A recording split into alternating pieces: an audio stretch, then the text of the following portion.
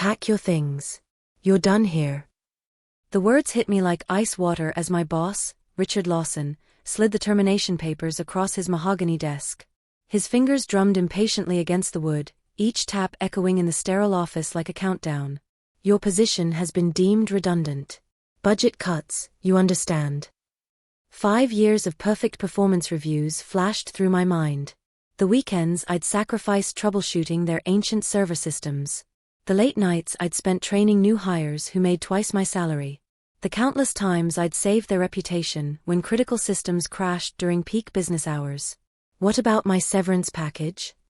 I asked, my voice steadier than I felt.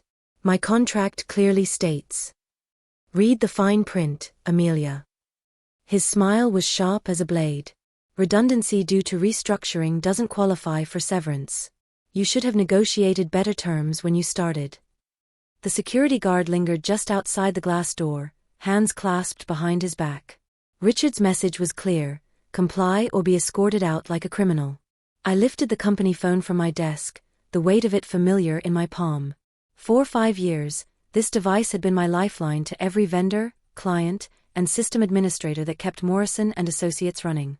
I'll need to return this, I said, holding up the phone. Of course. Richard's attention had already shifted to his computer screen. Clean slate and all that. What he didn't know was that I'd been expecting this conversation for weeks. The hushed meetings behind closed doors. The new IT consultant who'd been shadowing me, asking increasingly detailed questions about our systems. The way Richard's assistant had started treating me like I was already gone. My name is Amelia Rodriguez, and until 20 minutes ago, I was the senior systems administrator at Morrison & Associates, a mid-sized consulting firm in downtown Seattle.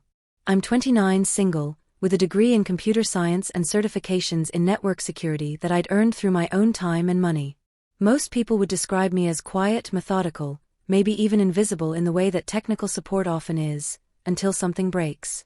I'd grown up in a household where my mother cleaned offices at night and my father worked construction during the day.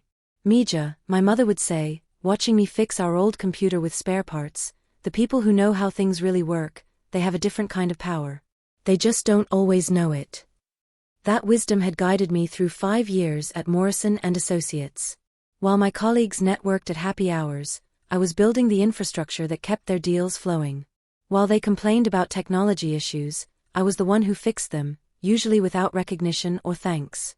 Morrison & Associates prided itself on being a boutique firm, with personalized service.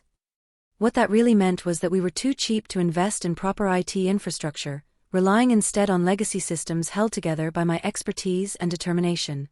The company's founder, Elizabeth Morrison, had retired 3 years ago, leaving Richard to run operations with all the finesse of a wrecking ball. The problems had started when Richard hired his nephew Bradley as assistant systems administrator, a position that had never existed before.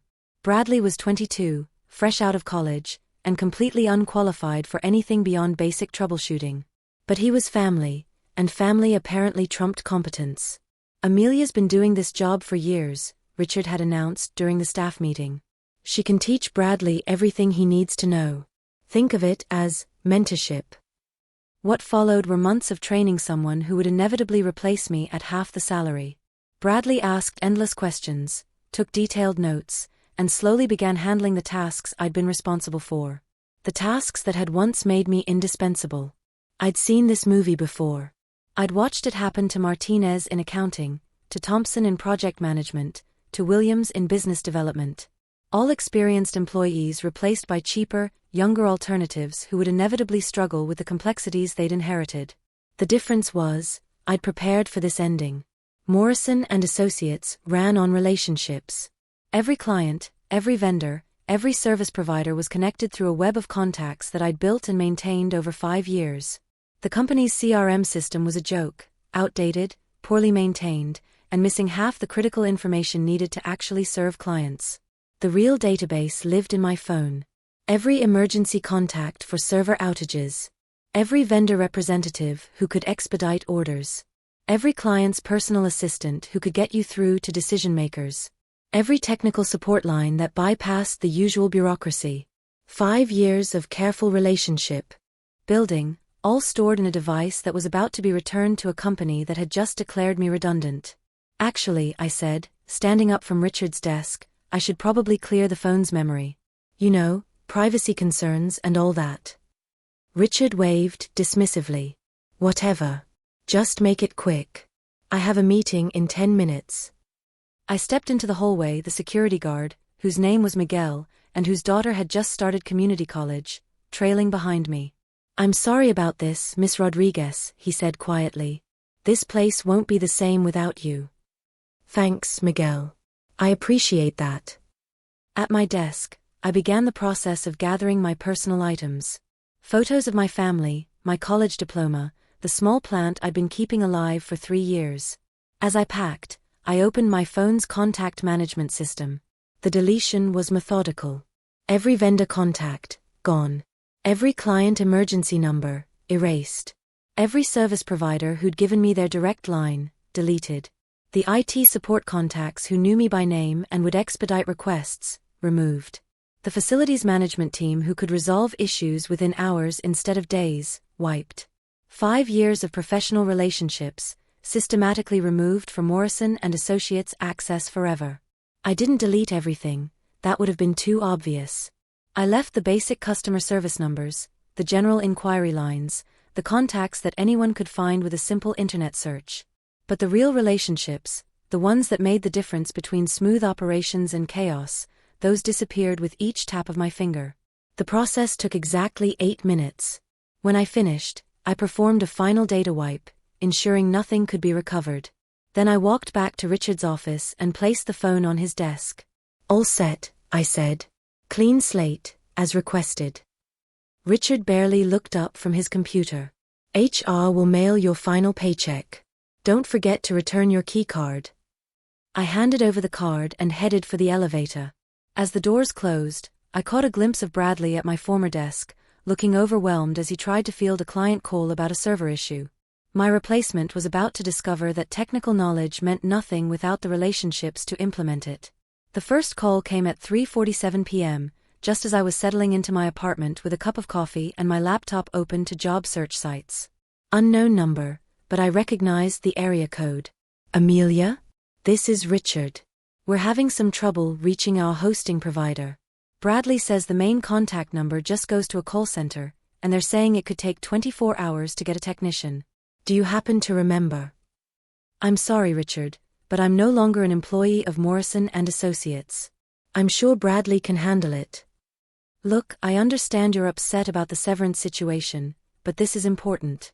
The Peterson account is launching their new website tomorrow, and I wish you the best of luck with that. Have a good day. I hung up and immediately blocked the number. The second call came at 4:23 p.m. This time it was Bradley, sounding panicked. Amelia, I'm really sorry about what happened, but I'm in over my head here. The email server is down, and I can't figure out how to reach the right people. The contact information in our system just leads to automated menus. Did you try the CRM database? Yes, but half the numbers are disconnected, and the other half are just general inquiries. I need the direct contacts you used for emergencies. I felt a flicker of sympathy for Bradley. This wasn't his fault, he was just a kid who'd been thrown into a situation he wasn't prepared for. But sympathy wouldn't pay my bills or erase the way I'd been treated. I'm afraid I can't help you with that. Those contacts were relationships I built over 5 years of employment. They're not company property.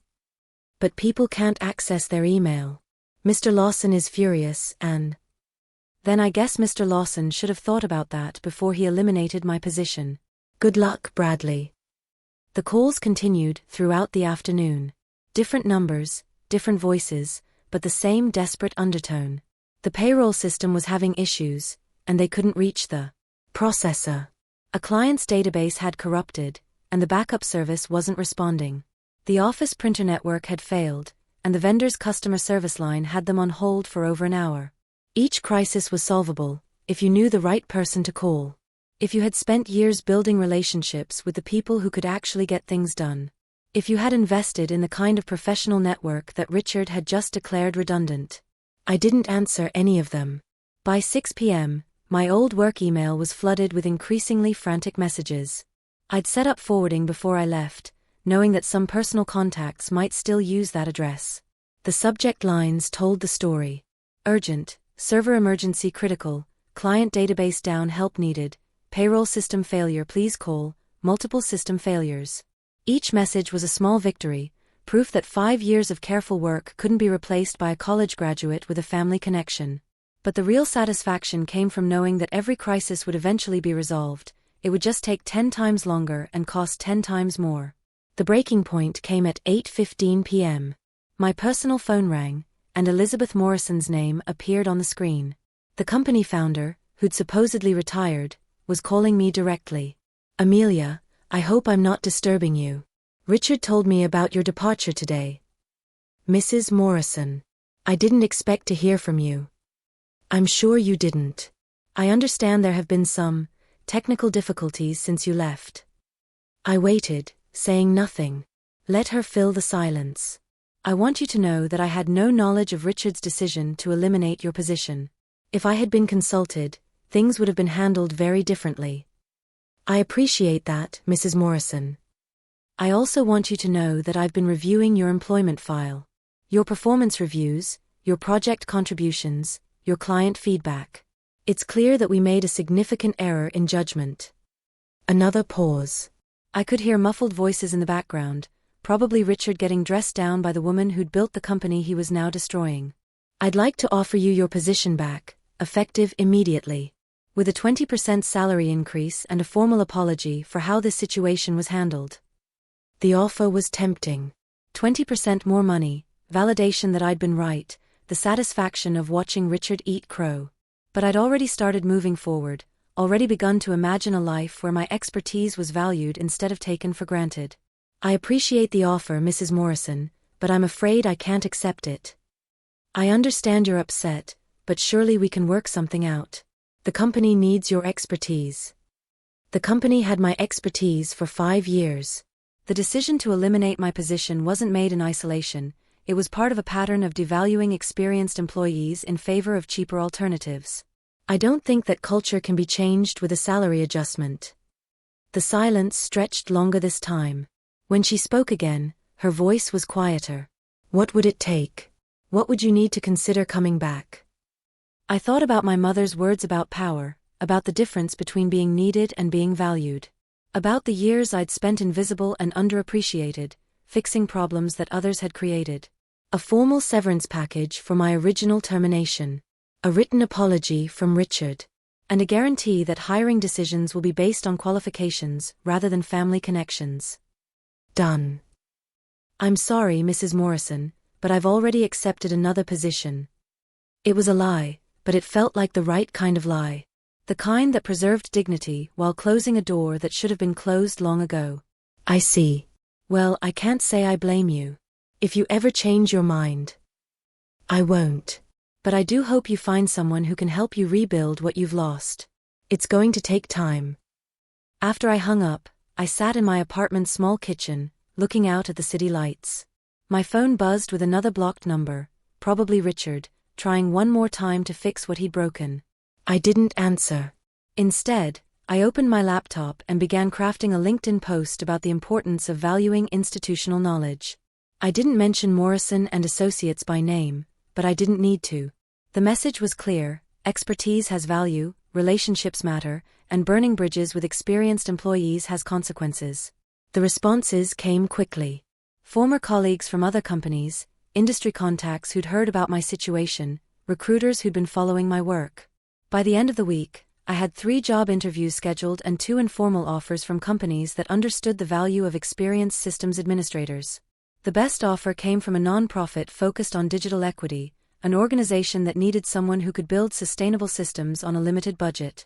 The salary was comparable to what Morrison and Associates had been paying me, but the benefits were better, the mission was meaningful, and the director who interviewed me had actually read my resume. "We're not just hiring someone to maintain our systems," she explained during our conversation.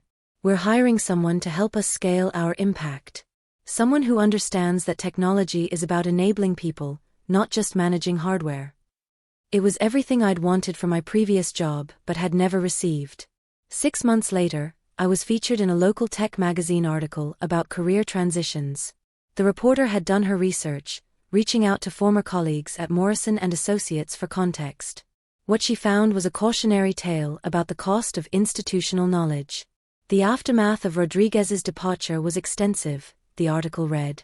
System outages increased by 340% in the first quarter following her termination. Client satisfaction scores dropped significantly due to technical difficulties. The company was forced to hire 3 contractors at rates exceeding Rodriguez's former salary to address critical systems failures. The article quoted Bradley, who'd struggled for months to fill the gap I'd left behind. Amelia didn't just know how to fix things, he said. She knew who to call, how to get things done quickly, which vendors could be trusted. That kind of knowledge isn't in any manual.